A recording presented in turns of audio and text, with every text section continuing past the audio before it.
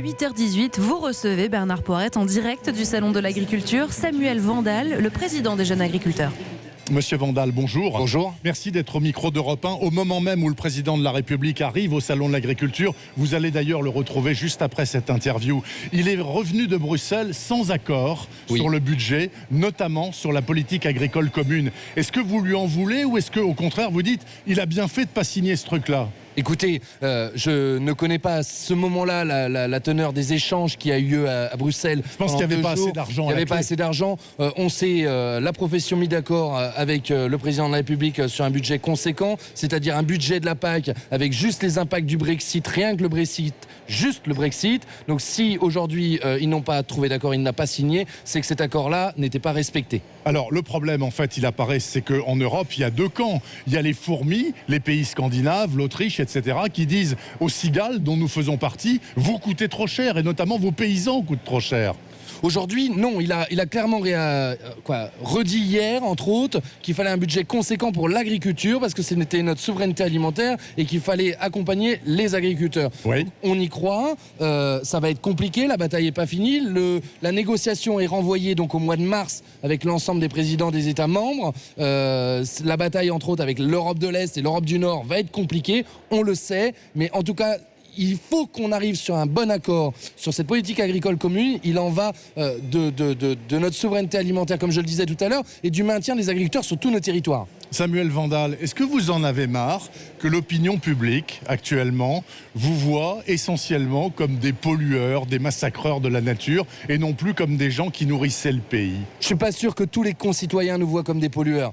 On parle souvent des 2 ou 3 ou 4% qui nous tirent dessus et qui nous voient d'un mauvais œil. On oublie de parler des 90% qui ont confiance en l'agriculteur, qui ont confiance en l'agriculteur et agricultrice. Donc je pense que oui, il y en a ras-le-bol. C'est pour ça qu'on a engagé dans la profession une grande démarche pour que les agriculteurs puissent communiquer auprès de leurs voisins. Je pense que la meilleure communication qui peut se faire sur nos pratiques, sur nos méthodes, qu'elles soient en grande culture, qu'elles soient en élevage, elles doivent se faire en direct avec nos voisins. C'est par là que ça doit passer.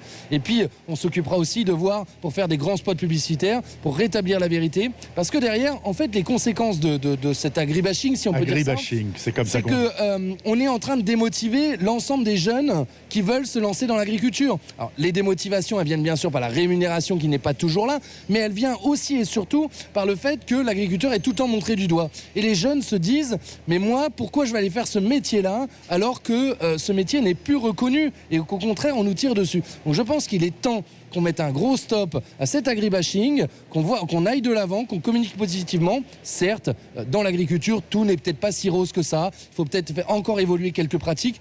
Mais en tout cas, c'est pas en nous tirant dessus qu'on va nous accompagner. Enfin, il n'empêche que les chiffres sont terribles. Pour 3 agriculteurs qui partent à la retraite, il y en a 2 qui s'installent. Donc il y a un déficit à venir terrible. Tout à fait. Aujourd'hui, ça va disparaître. Plus d'un agriculteur sur 2 a de 50 ans aujourd'hui, donc va partir à la retraite dans les 10 ans à venir.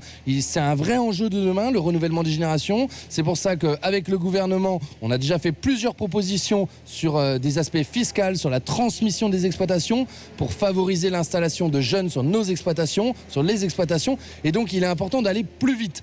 Il faut aller vite. Aujourd'hui, si on veut garder des agriculteurs nombreux sur tout le territoire, il faut un vrai dispositif à l'installation et à la transmission des exploitations. Est-ce que l'avenir est votre sauvegarde et votre survie, Monsieur Vandal ? En l'occurrence, vous êtes céréalier en Île-de-France. Est-ce que c'est essentiellement le bio, qui pour le moment ne représente que 5% du marché, mais est-ce que c'est par le bio que vous survivrez ?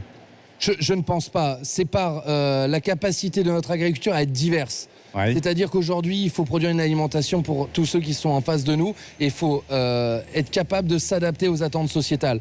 Aujourd'hui, l'ensemble des concitoyens français ne veulent pas forcément manger du bio et n'ont pas forcément les moyens de manger du bio. C'est plus cher. Le bio, ça a un prix.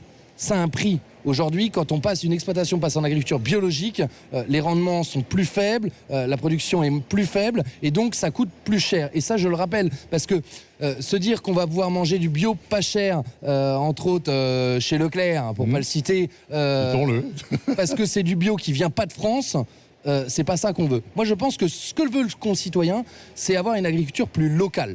Et c'est ça la demande, je pense, de nos courts. concitoyens. Les circuits courts et plus local. C'est pas local ne veut pas dire forcément que circuit court. C'est aussi que dans les grandes distributions, on puisse retrouver un certain nombre de produits qui viennent des exploitations dans un périmètre assez réduit. Vous pensez, un dernier mot très brièvement, ensuite vous allez foncer retrouver le président Macron. Vous êtes quelqu'un qui voit le verre à moitié vide ou à moitié plein, je ne sais pas, je ne vous connais pas. Vous êtes optimiste quand même à moyen terme? J'y crois. J'y crois parce que pour une seule chose, si jamais demain il n'y a plus de paysans dans ce pays, il faut juste se poser la question de qu'est-ce qu'on mangera. La France, et à quoi ressemblera le pays? Et à quoi ressemblera le pays? Parce que les gens qui nous tirent dessus, c'est les premiers à aller au ski. S'ils vont au ski, c'est bien parce qu'il y a des éleveurs qui font pâturer leurs bêtes pour entretenir les pistes de ski. Donc moi j'y crois, il va y avoir un sursaut. Quand est-ce qu'il va arriver? Je ne sais pas. J'espère qu'il n'arrivera pas trop tard. En tout cas, moi en tant que président des jeunes agriculteurs, je crois parce qu'il y a beaucoup de jeunes aussi qui s'engagent dans l'agriculture, qui viennent dans les écoles d'agriculture. Simplement, il faut que l'ensemble de l'opinion publique le reconnaisse, que l'agriculture c'est important et qu'il faut nous accompagner et que nos concitoyens comprennent aussi que c'est pas en nous tirant dessus qu'ils vont sauver l'agriculture française. Merci beaucoup. Samuel Vandal, le président des jeunes agriculteurs sur Europe 1 ce matin, qui se lève et qui fonce retrouver le président de la République qui se trouve juste devant le hall 1 actuellement. Hall 1 où se trouve aussi le studio d'Europe 1, je vous le signale. Et si vous venez aujourd'hui au Salon de l'Agriculture, salon qui ouvre ses portes à 9h, n'hésitez pas à venir nous faire un petit coucou. Nous sommes hébergés par la filière laitière de France. Dans 3 minutes exactement, la prévision météo du jour avec Valérie Darmon. Très beau temps au sud d'une ligne en gros.